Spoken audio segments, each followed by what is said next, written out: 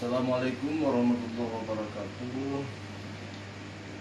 Baik, dalam pertemuan kali ini saya akan coba memaparkan tentang permasalahan stunting. Ya, mungkin kita sudah pernah mendengar apa itu yang dimaksud dengan stunting, ya. Stunting adalah gagal tumbuh kembang bagi seorang anak. Ya, semestinya dengan seusia dia, anak tersebut sudah tumbuh semestinya. Tapi ini tidak, itulah yang dimaksud dengan stunting. Dan stunting ini tidak bisa kita obati. Ya, stunting ini melainkan kita cegah dengan beberapa cara sehingga stunting ini bisa kita cegah. Makanya dalam pertemuan ini kita akan coba mengupas tentang pencegahan dan penanganan stunting. Ibu-ibu sekalian, dalam pencegahan stunting ini kita harus tahu yang bahwa masa keemasan dalam pencegahan stunting tersebut, ya. Sedangkan masa keemasan itu yang dengan bahasanya yaitu 1000 HPK, 1000 hari pertama kehidupan. Itu mulai dari umur bayi masih dalam kandungan hingga bayi sudah 2 tahun. Itulah yang dimaksud dengan 1000 hari HPK, itu 1000 hari kehidupan. Karena kenapa itu dikatakan dengan waktu emas, waktu keemasan bagi pencegahan stunting? Karena itu kita mulai yang pertama semasa janin. Itu ibu-ibu yang lagi hamil itu harus mengonsumsikan makanan-makanan bergizi dan rutinitas selalu melakukan ataupun pergi ke posyandu untuk memeriksa kehamilan dan berinteraksi ataupun memberi stimulasi kepada anak ataupun kepada bayi hingga anak sudah menjadi umur 2 tahun. Karena apa? Karena dampak stunting itu sangat besar. Yang pertama, dampak stunting itu gagal tumbuh kembang, gagal tumbuh kembang, gagal tumbuh, gagal kembang dan rentan terhadap berbagai penyakit. Itu salah satu dampak daripada stunting. Itu kan dampak secara jangka. Biasa kalau dampak secara jangka panjang adalah mengurangi kualitas generasi penerus bangsa. Itu secara global. Bapak Ibu sekalian, siapa yang sangat berperan di dalam pencegahan stunting tersebut? Yang pertama, untuk pencegahan itu yang sangat berperan adalah orang tua, keluarga dan masyarakat. Itu mulai dari stakeholder yang mulai dari keluarga, kemudian hingga ke tingkat desa. Itu sangat-sangat berperan dalam pencegahan stunting tersebut.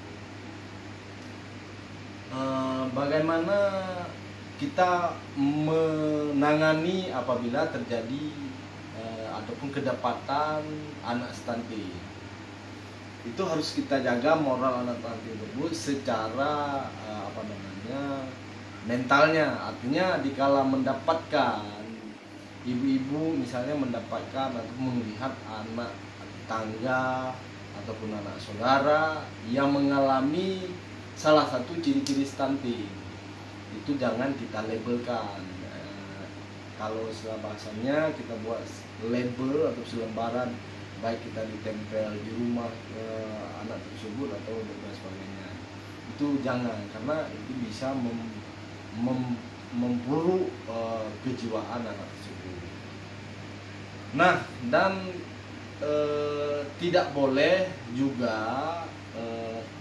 kita mengolok-olok anak yang mengalami stunting.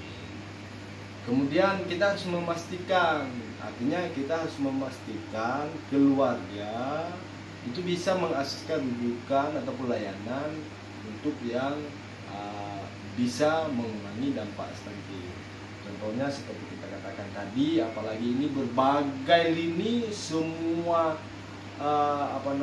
stakeholder itu memerangi yang namanya stunting, baik di Kementerian Sosial, Kementerian Tenaga Kerja, dan Kementerian Kesehatan. Jadi ini adalah sama-sama kita selaku warga negara Indonesia menjalankan sebuah program pemerintah dalam memerangi stunting.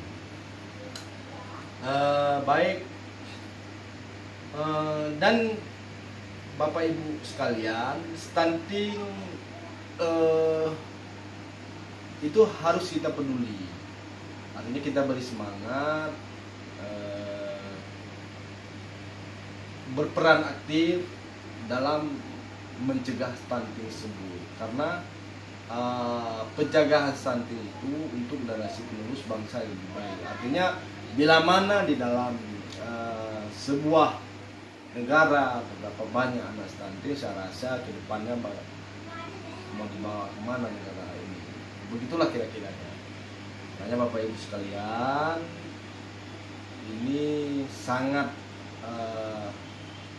berpeluang bagi kita ibu-ibu yang baru mengandung dengan usia kehamilan masih muda.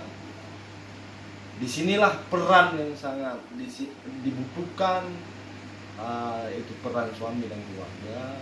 Dan disinilah yang disebut dengan 1000 hari hakika. Karena waktu yang emas dalam pencegahan stunting tersebut seperti saya katakan tadi, yaitu 1000 hakika. Itu adalah periode emas. Nah, bagaimana cara ataupun mekanisme ibu-ibu bisa melakukan mulai dari waktu kehamilan? Kan mudah saja. Gunakan seluruh ladang yang bisa kita bercocok tanam. Misalnya di pekarangan rumah kita bisa nanam apalah sayur, kan? Dengan sayur tersebut kita petik, kita masak dan kita konsumsikan. Itu sangat-sangat bagus bagi janin ya ibu-ibu semua. Ketimbang kita beli di supermarket dan tempat-tempat itu belum dijamin.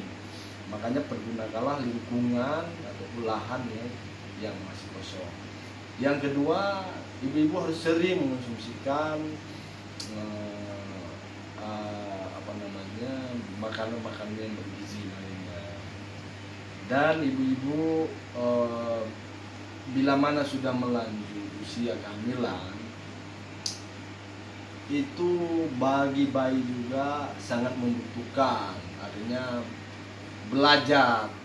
Apakah itu belajar melalui pendengaran? Itu posisi ibu-ibu masih hamil.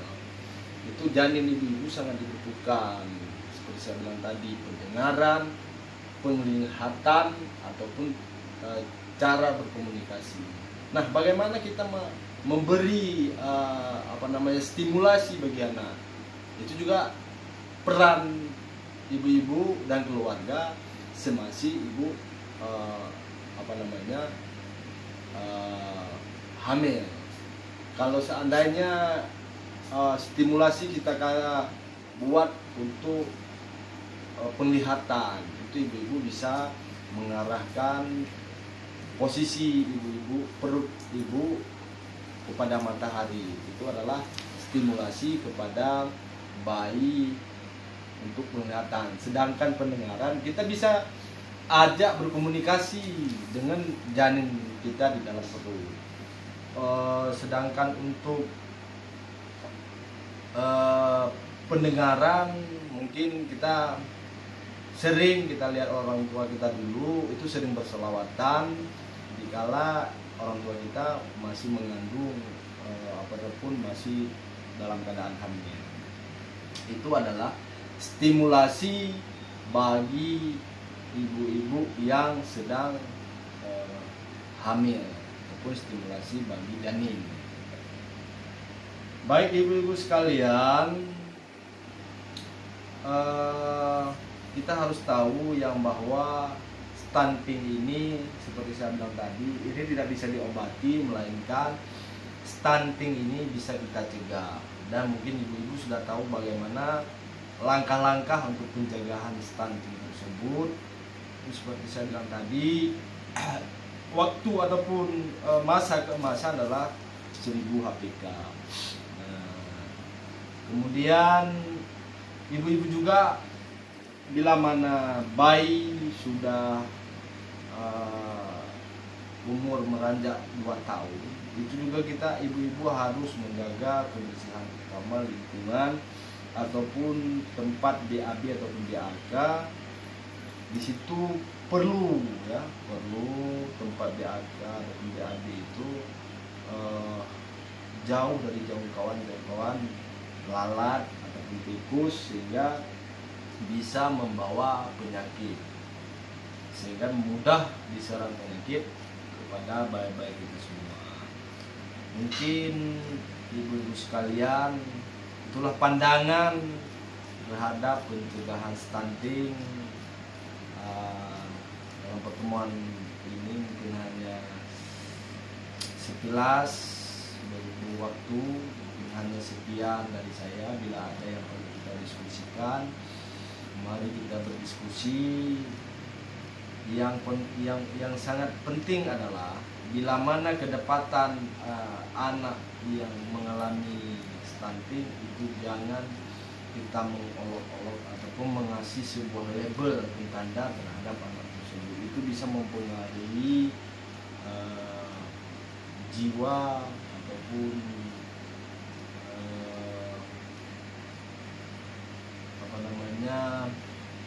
pemikiran anak tersebut, sehingga jatuh kepada lebih daripada stunting.